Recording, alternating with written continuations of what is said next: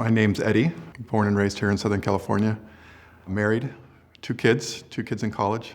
I work in the Spanish language media industry. I've been selling media time to reach the U.S. Latino consumers for almost 30 years. So taking a look at the history of my back issues that I've had over my life, my dad had back problems. I had uncles that had back problems. So I think I was kind of predisposed to have the same type of issues. I played high school sports. I played both volleyball and football for 4 years in high school. Played 1 year of college football and then 2 years of college rugby. At some point in that span of time, I think was eventually where I had my initial issues. I started getting back spasms, debilitating type back spasms, pretty much take your breath away. They were happening once a year.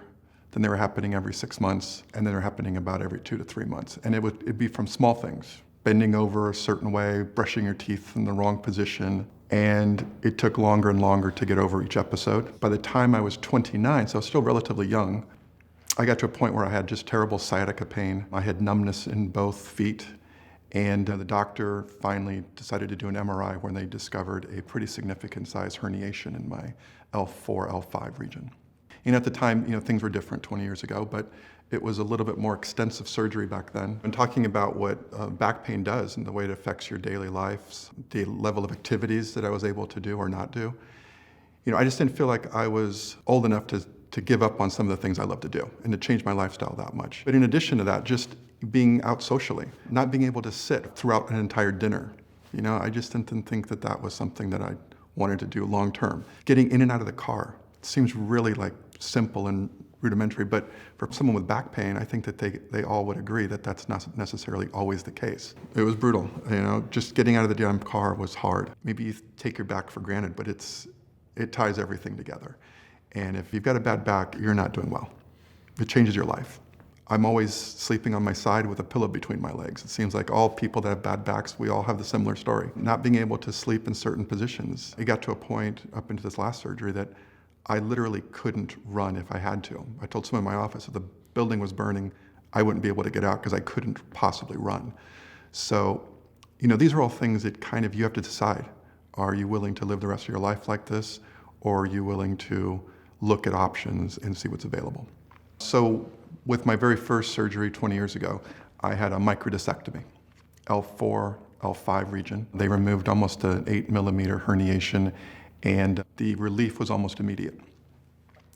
So I was able to get back to normal activities, which for me were basketball. I rejoined my men's soccer league. Unfortunately, about 9 months ago, I was in a Pilates class, and I knew I should have left 5 minutes before I did, but ended up doing one more move, and at that point, I felt muscle spasms that I hadn't felt in 20 years. I'd felt that pain before, and so unfortunately, I knew the feeling, and I was afraid of what it might mean. I went in for an MRI just to confirm what I thought, and unfortunately, the L3, L4 disc had herniated, which they say is common for people that have issues with one disc, is that the disc above it no longer has the foundation, and there's more stress on that particular one. So the doctor wasn't too surprised. I went in and they did a microdiscectomy, and they removed the herniated portion. Unfortunately, this time around, I didn't have that same exact sense of relief that I did 20 years ago. Chalked it up to the fact I'm older, but after 2.5 months of physical therapy, I could tell it just wasn't right. When I went back to see my doctor, we decided that maybe we had gone too conservative. We decided to go and have a 2-level fusion, which is a little scary. When they first mentioned fusions, it sounds serious, and a lot of people, really kind of scares them off. But the more I looked into it, the more that I talked to the doctor and his team, it seemed like it was the best route to go, my best chance to get back to some type of normal type of living. It took a while to really get my arms wrapped around the whole thought of a fusion and what it means. And I think there's a lot of misperceptions about what fusion's all about. And certainly technology's come a long way, and you want to make sure that you really need it. We all knew that this was probably going to be my best chance. No guarantees, but we felt pretty good about what the chances would be and what the potential outcomes might be. After the 2-level fusion, I was in the hospital for 2 nights. Think about what that was many years ago. You'd have been in there for weeks or months. So yeah, it's pretty incredible. You're up walking the same day of the surgery. Hard to believe, but you are up. They want you kind of getting up and moving around quickly. You're out of the hospital going home in 2 days, which is pretty amazing. And I had the surgery just over 2 months ago. And I will tell you that the changes are significant. The stability is the biggest change. All of a sudden, I feel as if everything is kind of back together. You're on a lot of medication, but certainly once the medication starts to fade, you're definitely in pain. I'm not sure if it's more from the surgery itself or from the actual back pain. And I will tell you that most people are trying to get off the pain medicine as quickly as you can, but the pain level was a lot lower level than what I would have expected. The microdiscectomy nowadays is outpatient surgery. For a lot of people, they see immediate relief. I did when I had my first one. With the 2-level fusion, it was a little bit different in terms of the time to get over the whole thing. Post-surgery is, real important. They want you to, get back into your normal life to a certain extent, certainly start walking a lot. You're managing your pain as best you can, trying to follow the directions that the doctors have given you. But I got myself on a pretty good walking schedule. I was taking 3 walks a day. They graduate from around the block to around the park, and pretty soon, you're taking a couple-mile walks a couple weeks after surgery. They remind you to not do any of what they call the BLTs, no bending, lifting, or twisting, which is pretty good advice, but walking is definitely a big part of it. Physical therapy was just approved yesterday, and I start next week. In terms of physical therapy, again, I'm going back to the same doctor that I went to before. We were midway through it when we decided that we needed to kind of push the reset button. So I know at least the first half of what we're going to be doing, and I'm anxious to get back. So it'll be 2 months after my actual 2-level fusion surgery that I'll start my physical therapy in earnest next week. Deciding to have surgery is a big decision, and unfortunately I've had to do it a few times, but you really have to decide on it as a family and the kind of restrictions that you're going to have, at least temporarily, the potential side effects that you may have to deal with. I think you have to kind of weigh that against what the upside might be. And for a lot of people, I think, going through that, regardless of the types of surgery, you have to decide whether or not that type of lifestyle is going to be something that you can live with. And for me, it wasn't. We know the risks. We tried to do the best job we could with exploring the best options that were out there, and then just trying to go in there and have a positive attitude. I think that the best thing that they said is just, let your body decide for you, and decide when you're able to do different things. Communication with all the doctors was really key. I've had the same physician for 20 years, so she knows my whole history. She knows what I've been through.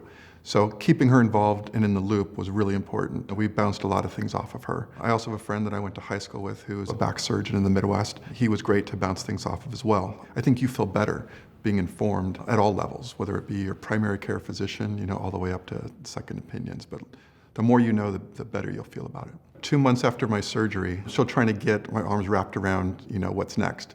I know that there's a lot of heavy lifting. I know what I want to be able to do. I want to get back to playing golf, and we've kind of set a timeline. It's late summer, 9 months after my surgery, which we all feel is manageable.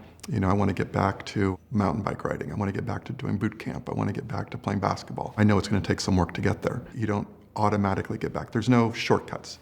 So regardless of whether you go for surgery, you go another method, there's work that needs to be done. And I think that it's the first step. I'm ready and excited to jump into physical therapy and do even more than the doctors are asking of me and try to get ahead of schedule. But I think that all of us that have been through the pains and the agonies, we're anxious to do that once you're physically able to do it. A few months ago, even if I wanted to, I could not get into physical therapy. I wouldn't be able to do the things I'm doing right now to try and get myself back to being, on a scale of 1 to 10, back to a 7 or 8, which is what I'm hoping for at this point. Yeah, going back to work is a really big decision. I think most people that I've spoken to that have had similar surgeries go back too early because we just feel better. I think we just all of a sudden say, finally, I feel like I'm back to normal, and we get a little ahead of ourselves. Your body's still healing. There's still a lot of swelling. There's still a lot of things that are going on that we'd probably be best to stay out another week or two. I think there's kind of a rush to get back to a life of normalcy, and for a lot of us, that means getting back to the office. The big thing that I would recommend for people is to take as much time as you can, and even when you get back, try to do it on a part-time basis. It's been 8 weeks since surgery, and I'm still on part-time. I've set up a standing desk so that I'm not sitting for long periods of time. And overall, I would say that's worked out great for me. Being the patient, being looked after at home was not an easy thing. I'm not accustomed to that. But the kids were both home for holidays, so it was great having them.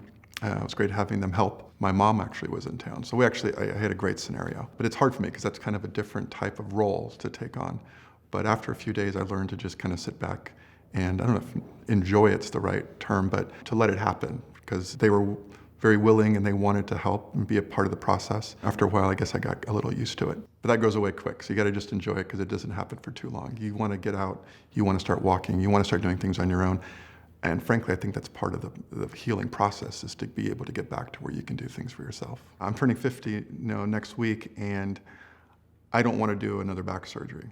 So I'm really gonna take this physical therapy and this whole process of healing serious. I wanna make sure and not do things too quickly, because I really want to get back to some of the things that I really love to do. I think we've set some pretty good guidelines. I want to get back to doing boot camp with my son, and I want to get back to playing golf with my friends on the weekends, and getting back to what I consider a normal, active lifestyle. And I think all that's now possible after this fusion that I went through.